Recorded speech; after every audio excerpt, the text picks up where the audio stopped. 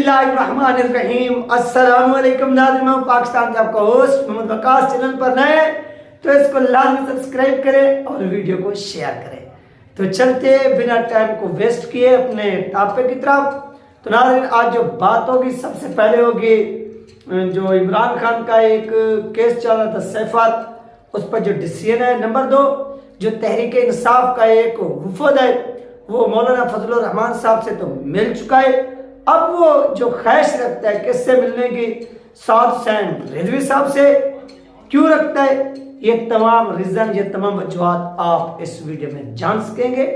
तो चलते हैं बिना टाइम को वेस्ट किए अपने टॉपिक की तरफ। तो नाज़रीन, सबसे पहले हम बात करते हैं इमरान खान साहब की, जो उनके साथ मामला हुआ है सैफर वाला, और सैफर का जो मुकदमा चल रहा है उनके ऊपर। आज इस्लामाबाद अदालत ने उनके ऊपर जो एक केस चल रहा है, जमानत थी कि उनको रिहा किया जाए, ये खत्म किया जाए, तो उन्होंने इसको रिजेक्ट कर दिया है। अब ये केस जाएगा सुप्रीम कोर्ट ऑफ पाकिस्तान में, जहां पर जस्टिस काजी फैज ईसा साहब इस केस को देखेंगे और उनकी जेर निगरानी ये केस चलेगा। ये वो जस्टिस काजी फैज ईसा होंगे जिनके खिलाफ इमरान खान की हुकूमत ने एक क्या किया था, एक नाज़रीन एक रेफरेंस बनाया था, सदात रेफरेंस का, जिसको नाम दिया गया, और जस्टिस काजी फैज ईसा साहब के खिलाफ, और वो चलता रहा 1.5-2 साल तक। जस्टिस काजी फैज ईसा साहब साइड लाइन रहे, वो किसी भी केस की समाअत नहीं कर सके। यानी उस वक्त की जो हुकूमत थी या एस्टेब्लिशमेंट ऑफ पाकिस्तान थी, वो इनको हटाना चाहती थी। क्यों हटाना चाहती थी उस पर हम नहीं जाते, क्योंकि वो आपको मालूम है कि उन्होंने फैसला दिया था, वो फैजाबाद वाला, वो रीजन बनी थी जिसकी बुनियाद पर उनको एस्टेब्लिशमेंट को वहां से हटाना चाहती थी। अब इमरान खान उनके सामने पेश होंगे तो वो क्या मंजर होगा, वो क्या नजारा होगा कि जिसको वो ओहदे से हटाकर खत्म करना चाहते थे, वो पाकिस्तान की सबसे बड़ी जो एक इंसाफ फराहम करने वाली अदालत है, उसकी कुर्सी पर बराजमान होंगे, और इमरान खान एक मुजरिम की हैसियत से, एक कैदी की हैसियत से उनके सामने खड़े होंगे। और जस्टिस काजी फैज साहब इसके ऊपर क्या डिसीजन देते हैं, या क्या वो भी जेल में जाएंगे इस चीज की समाअत करने, या इमरान खान साहब को वो वापस बुलाएंगे कि नहीं, इमरान खान को सुप्रीम कोर्ट ऑफ पाकिस्तान में पेश किया जाए और पूरे पाकिस्तान का जो मीडिया वो लाइव देखे। हाँ, यह फैसले होने चाहिए, गैरतमंदाना होने चाहिए, पूरी कौम के सामने जो है वो समाअत होनी चाहिए, वो सुनना चाहिए। याद रखिए कि इमरान खान की ये सब कुछ क्यों हो रहा है, इमरान खान की यानी ये जमानत वगैरह, ये केस वगैरह क्यों चल रहा है। सीधी बात है कि जो भी पाकिस्तान के अंदर सियासतदान अरेस्ट होता है, गिरफ्तार होता है, जो कुछ भी उसके साथ होता है, मुकदमात बनते हैं, उसकी रीजन यही होती है कि उसे अदालतें नहीं छोड़ती, उससे कोई अदालतें फैसले देकर नहीं छोड़ती। या तो उनको अवाम की ताकत से छुड़वाया जा सकता है, या उनकी डील होती है, ढील होती है विद एस्टेब्लिशमेंट, और उसके बाद उसको रिलीज करके भेज दिया जाता है कि चलिए सरकार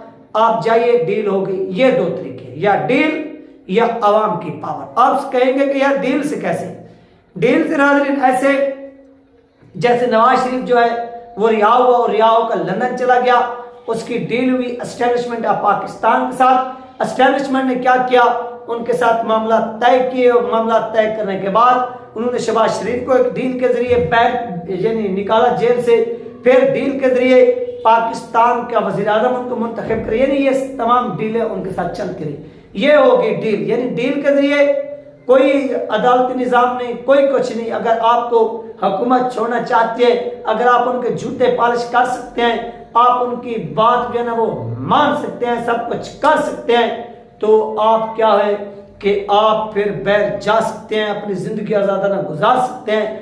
आप उनकी जो लाइन है, जो उनका एक किस्म का आइन है, ये सब कुछ उसको मानते हैं, एक्सेप्ट करते हैं, तो फिर आप रिलीज है।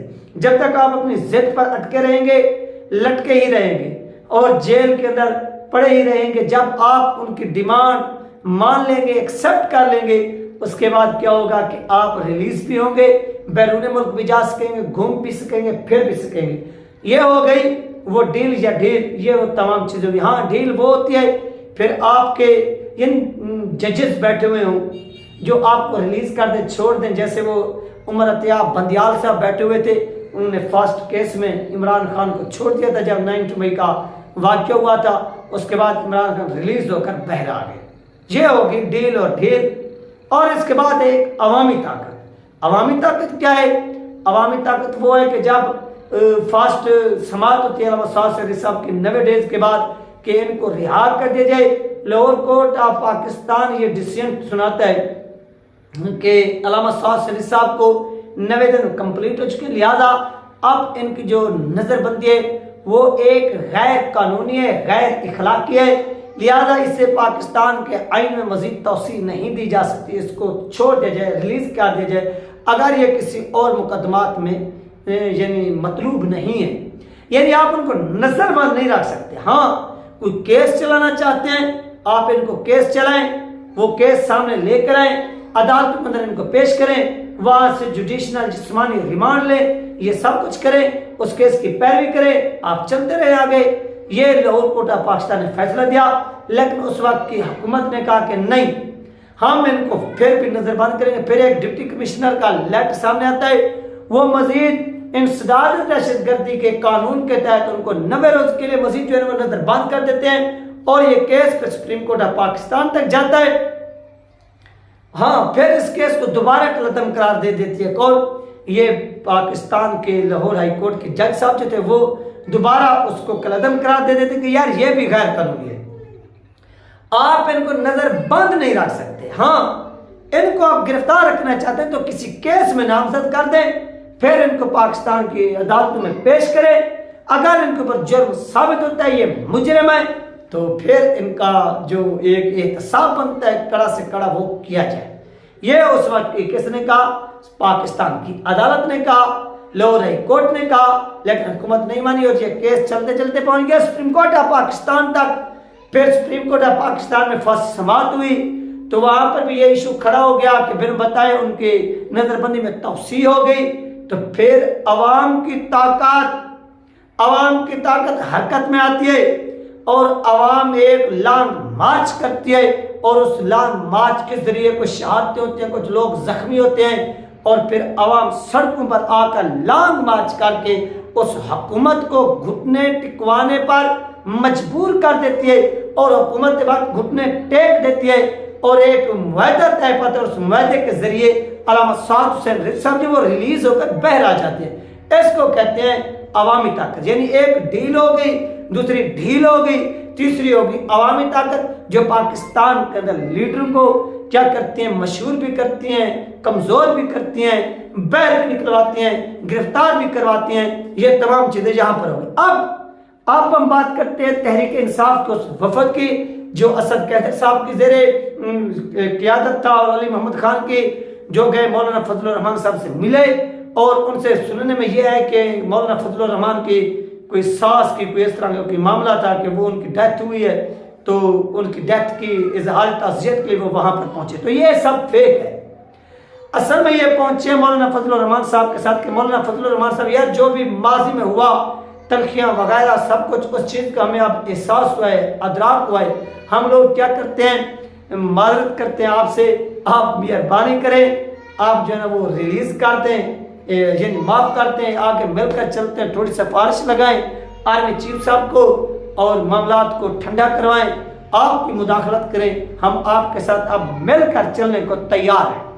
ये तहरीक इंसाफ के वफद ने बयान दिया, पैगाम पहुंचाया और मौलाना फजलुर रहमान साहब ने इस हवाले से क्या कहा उसका अभी तक मालूम नहीं हो सका। उसके बाद अब ये वफद ख्वाहिश रखता है कि अल्लामा साहब से भी मुलाकात की जाए। वो मुलाकात क्यों की जाए?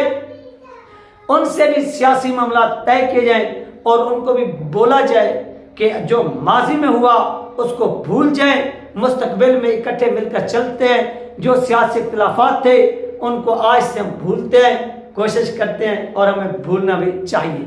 ये किसने कहा? ये नाज़रीन जो उनका वफद है वो चाहता है। क्या ऐसा मुमकिन होगा? सादरी साहब के साथ कब इनकी मुलाकात होगी, कैसे होगी, क्यों होगी? ये भी आप लोगों को मैंने थोड़ा सा इशारा तो दिया कि सियासी मामलात पर होगी और सियासत में जैसे तलखी अरूज पर है, उन तलखियों को ख़त्म करने के लिए ये दो शख्सियात जो हैं असद कैसर साहब और इनके साथ साथ अली मोहम्मद खान साहब, ये जो है वो अपना अहम तरीन किरदार अदा कर रहे हैं। ये नाज़रीन अहम तरीन अपडेट थी जो आप लोगों के साथ शेयर की गई है मौजूदा सियासी सिचुएशन के ऊपर। अगर मजीद भी अपडेट मिलेगी वो भी शेयर कर दी जाएगी। अपना ख्याल रखिएगा, मुझे तो याद रखिएगा। मिलते हैं नेक्स्ट वीडियो में। अल्लाह हाफिज़।